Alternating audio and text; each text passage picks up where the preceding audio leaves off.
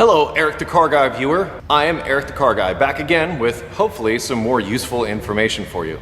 In fact, I know this is useful information because you probably requested this video a lot since I started doing this. You've wanted to know this.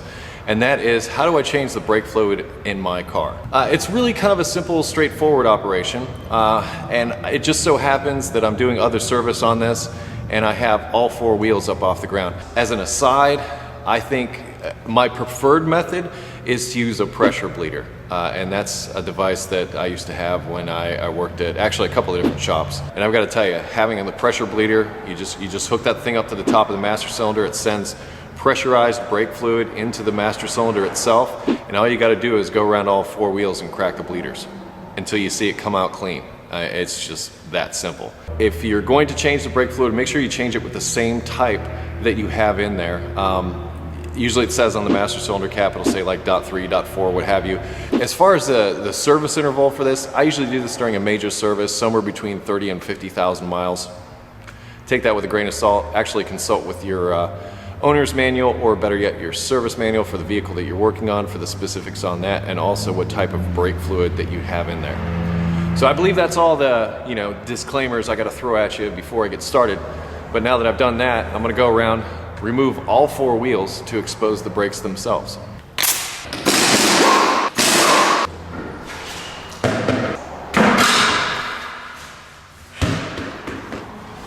All right, I just threw a fender cover down on the Subaru. Some of you may laugh at me for that, but brake fluid eats paint, so you want to try to avoid getting brake fluid on any painted surfaces, especially on the outside. So fender covers is a great idea. This is the master cylinder on this vehicle.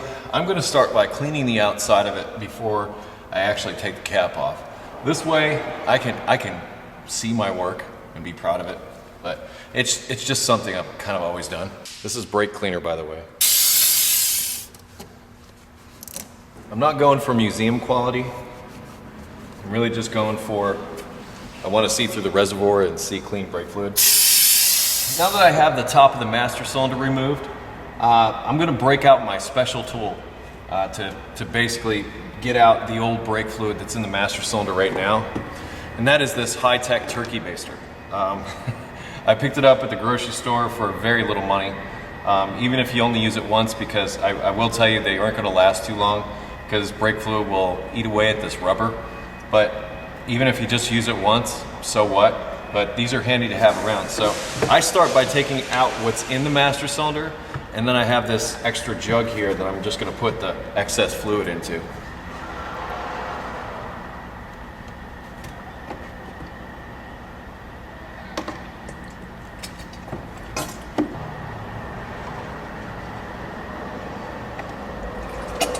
I don't need to get out every last drop, just the majority of it. Now I'm going to top off the master with new fluid.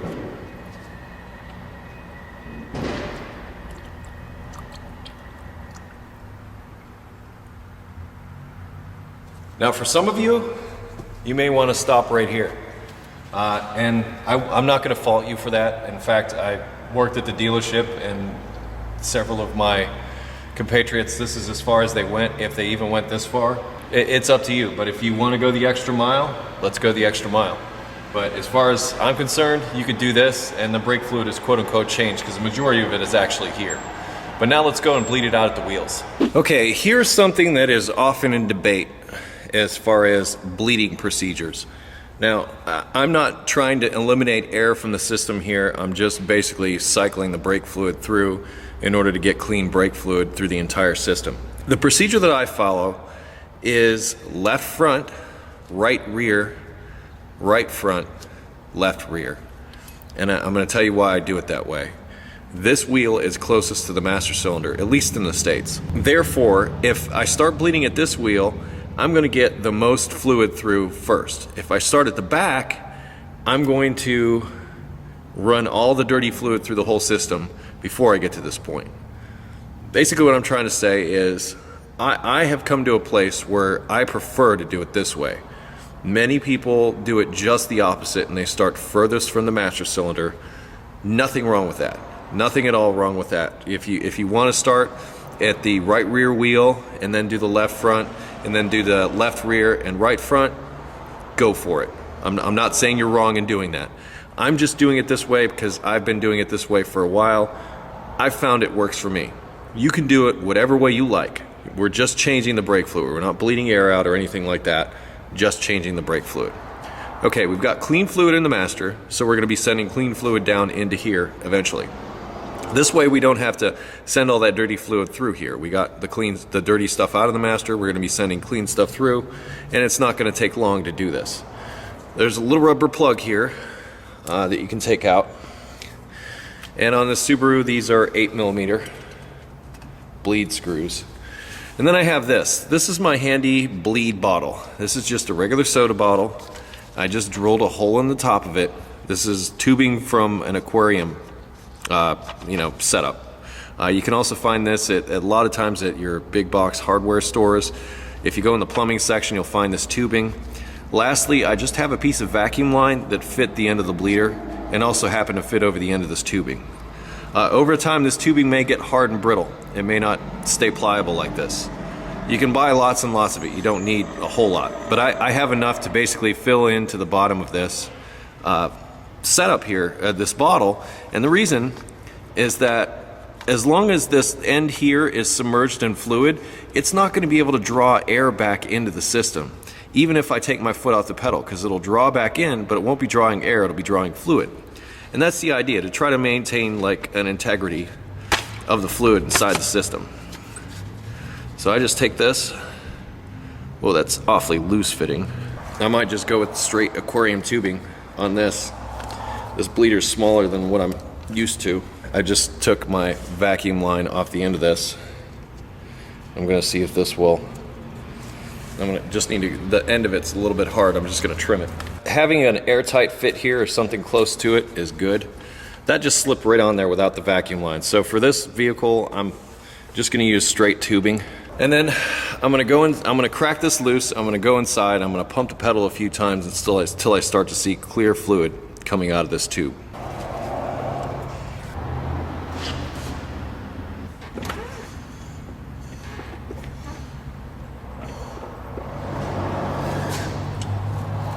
Okay. Fluid is nice and clear coming out of here into my bottle. I'm just going to go back up now and top off the master cylinder again, because you never want to run the master cylinder dry. Running the master cylinder dry is, well, that's going to be a bad day.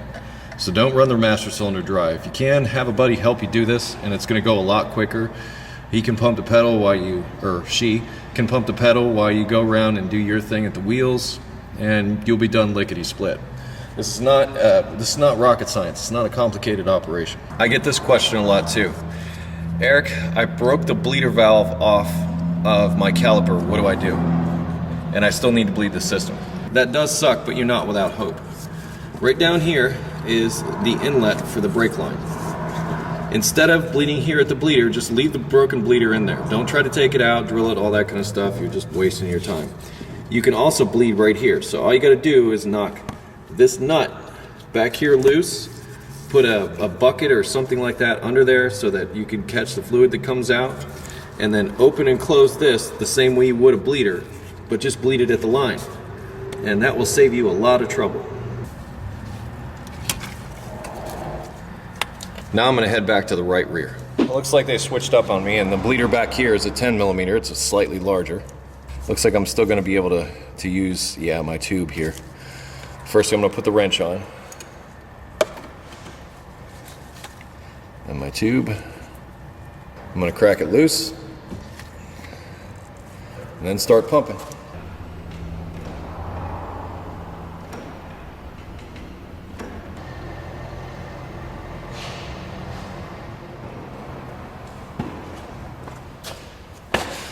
Don't waste time coming back to close this off. I just hit the pedal, I think it was like 8 or 10 times. And that's it. Once the fluid comes out clear, you've changed the brake fluid. Now let's do the other wheels.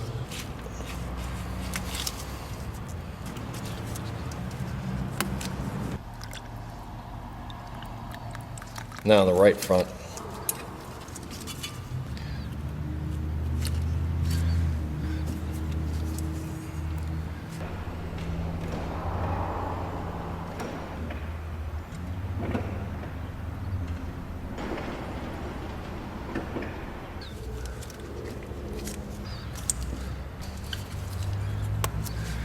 Now moving on to the left rear.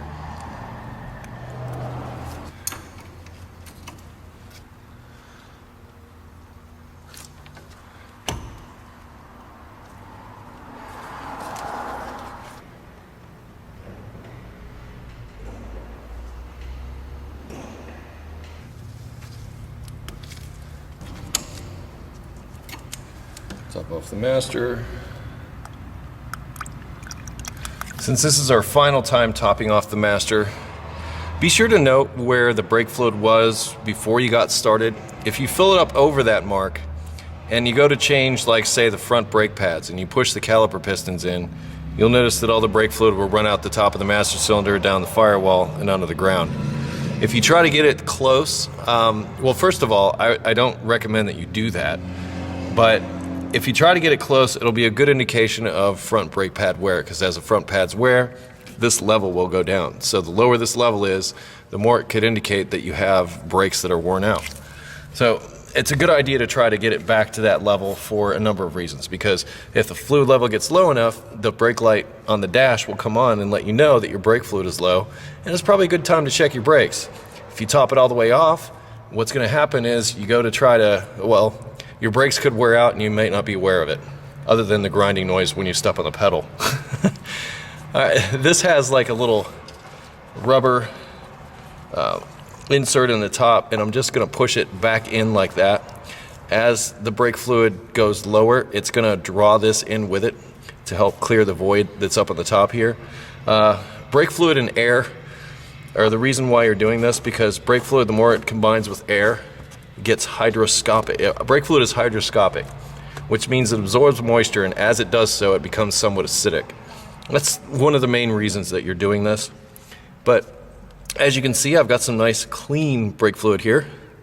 And I say my brake fluid has changed. Let's wrap this up. Well, I'm very happy to have been able to fill this age-old request, it seems. It seems like since I started doing Eric the Car Guy, people have been asking me to do a video about changing brake fluid. And I had the opportunity today, so here we are. I hope this information was helpful to you. Bleeding procedure is pretty much up to you. However, I prefer to do left front, right rear, right front, left rear. Is how I prefer to do it. But some people like to do it right rear, left front, left rear, right front. That's how some people like to do it. And you know what? I say go for it, do it whatever way you like. Also, I recommend removing the brake fluid inside the master cylinder reservoir before you get started. And my handy bleeding tool makes it so that it can be a one-man job. And if you're really industrious, make 4 of those and do all 4 wheels at once. This may very well be a 2-person job, and this is why. Some of those bleeder screws, when you knock them loose, will draw in air around the threads when you release the pedal, and that can sometimes be an issue. So if you see like lots of air being trapped in that line, it could be the result of air being drawn in elsewhere, or you're fitting down on top of the bleeder screw itself. Might not be so great. You break a bleeder screw, bleed it at the line. And another thing you might run into, if those little rubber caps are not on when you go to do this, you may find that there's no fluid coming out, and you may have to remove the bleeder screw, clean it all up, reinstall it, because there's like a little hole in the bottom. It'll get rusted up, or a bunch of crud will get down in it. That's why it's a good idea to put them rubber things back on. Without doing that, a bunch of stuff can get down in there, it gets all crusted up, and it won't be a bleeder screw anymore. It'll just be like you stuck a nut in there, and you'll have to clean it out, which is kind of a pain to do. But I usually take them out, take them over to the wire wheel, clean out the part that's clogged up with a pick or something like that, and make it so that I can blow compressed air through it and stick it back on the car, and away I go. And even sometimes I'll go through and maybe put like a little dab of grease or silicone paste or something on the hole to keep stuff from getting back down in there again. Hopefully helpful suggestions for you. Anyway, I am Eric the Car Guy. You can find me on Facebook, Twitter, and Google+, and always at ericthecarguy.com, where if you have automotive questions, I ask that you go there and either use the search function at the top of the page, or you consult with us on the forum. You can sign up, it's free, and we'll do our best to answer your questions over there. Anyway, Eric the Car Guy here, reminding you to be safe, have fun, and stay dirty, except for your brake fluid.